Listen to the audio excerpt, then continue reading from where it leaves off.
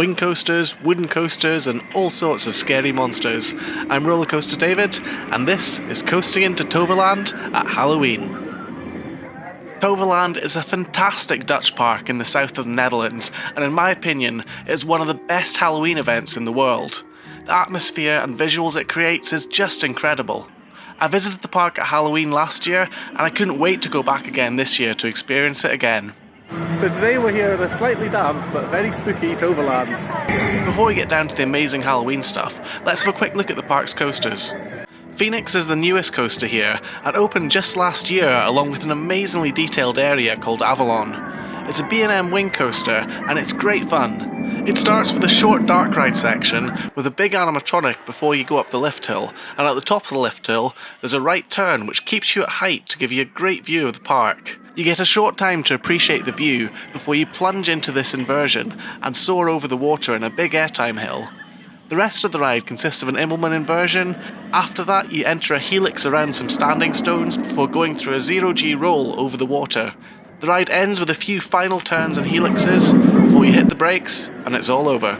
It does feel quite short, but the ride's still great fun. There's a lovely visual of the airtime hill and a zero-G roll crossing over the water that reminds me a bit of Gatekeeper at Cedar Point. And the visual you get of it going over the water just looks fantastic, especially at night with the Halloween lighting.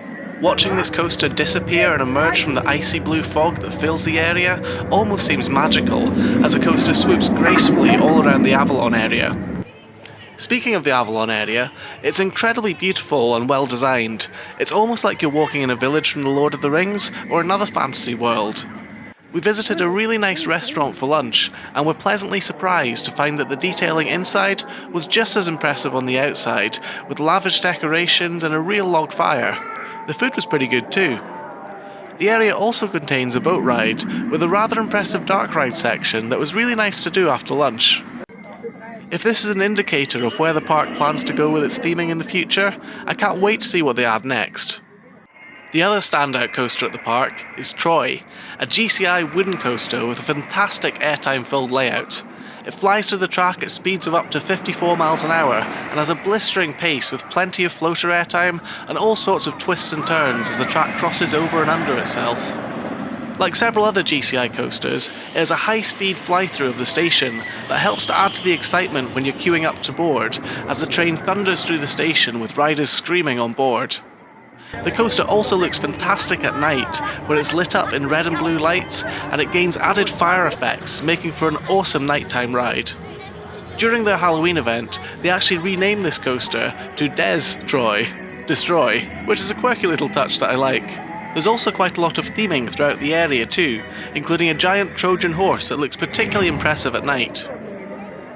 Booster Bike is the next coaster worth mentioning. It's a launched Vekoma motorbike coaster that, if I'm being honest, doesn't really seem to fit in with the rest of the park. It was the first permanent outdoor roller coaster to open at the park, and as such, I kind of feel that it was built before they'd really decided on the direction they were heading. There isn't really any theming around the coaster, and motorbikes don't really seem to fit in with the park's fantasy setting.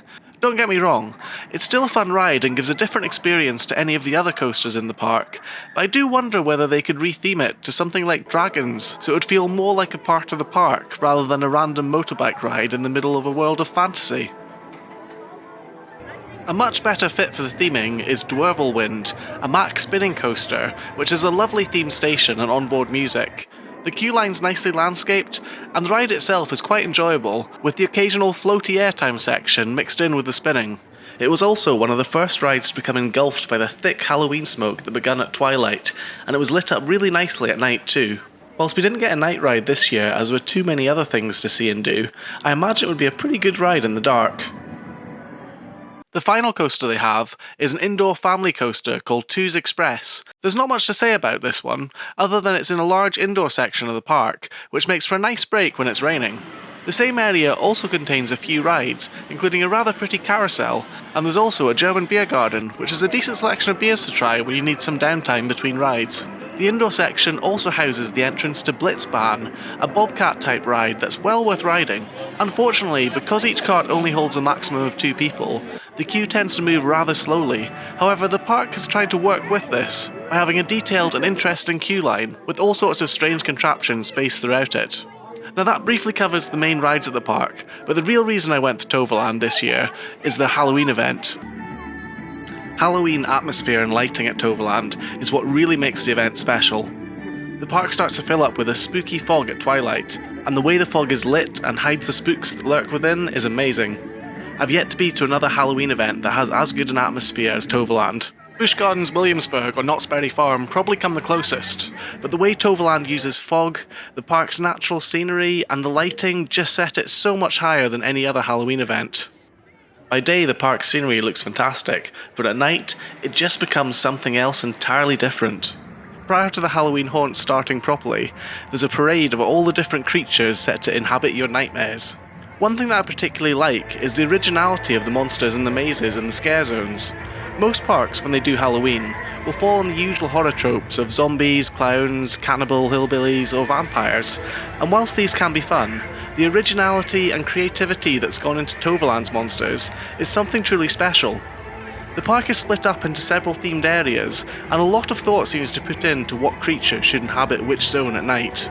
The park has a bunch of different scare zones you're free to walk through when moving between the rides, and in addition to this, it has several dedicated haunts for you to go through. We did have to queue up a bit to experience these haunts, but they were all very well done, and two of them in particular are some of the best haunted attractions I've been to.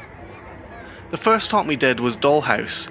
To make this attraction, they actually repurposed their funhouse walkthrough, adding many spooky and creepy dolls and some neat set pieces.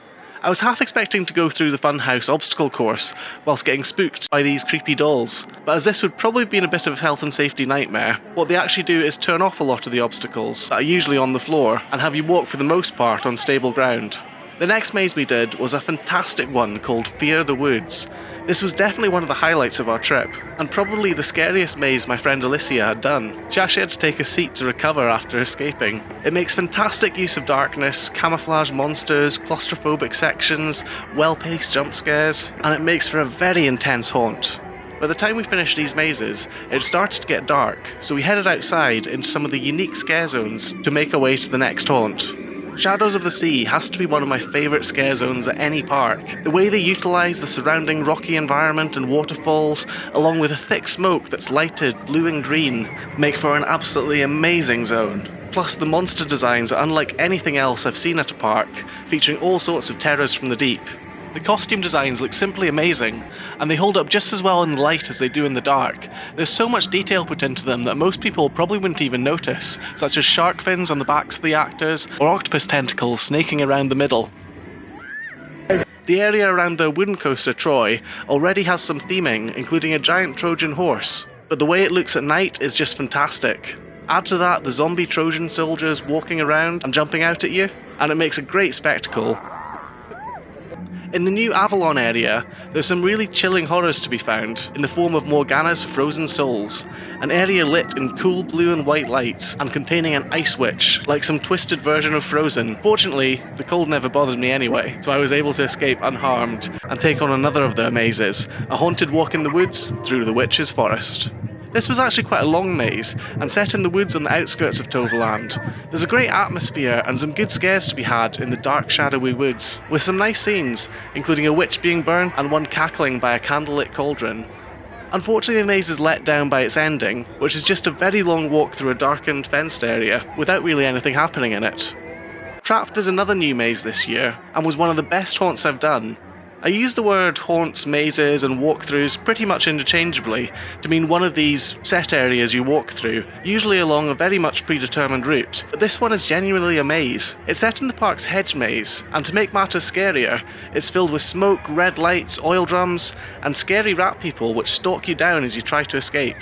It's very easy to get lost in this thick smoke, reaching dead ends and having to backtrack on yourself, and there really doesn't seem to be any indicator of the right way to go. You can really get the sense of some people starting to get panicky as they struggle to find the way out, and the giant rat scare actors were fantastic at trapping people in dead ends, working together to scare people, isolating people from their groups, and doing especially scary stuff like reaching through the hedge walls and grabbing at you. After what seemed like ages stuck in the maze, we eventually found the exit and could breathe a sigh of relief. By that time, it was sadly approaching the end of the night, and we watched a firework display, which was pretty good. It took the form of a battle between good and evil, and I'll let you see the result. true love and hope and save you from my power! Ha ha ha ha! Discover your own fear!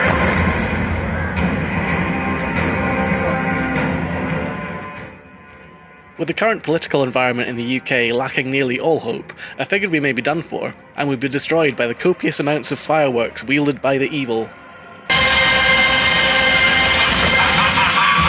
I'm not finished! Fortunately, the good magic folk of Toverland came to our aid with their own batch of fireworks. Discover your own magic! What? No! Not again! How is this possible? No! Discover your own magic!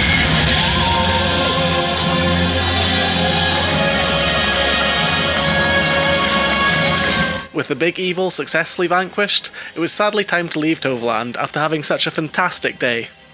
Overall, Toverland is a great park to visit, and if you can make it Halloween, you're definitely in for a treat. Or a trick, if that's what you associate with Halloween. I can't recommend visiting this park in its spooky form enough. We did it flying from the UK on a very short single night stay, and if I had enough spare time, I'd happily go back there for another day. Next year I hope to visit Toverland again, because this Halloween event was amazing. Thanks so much for watching this video. I've been Rollercoaster David, and I'll see you again in another video very soon.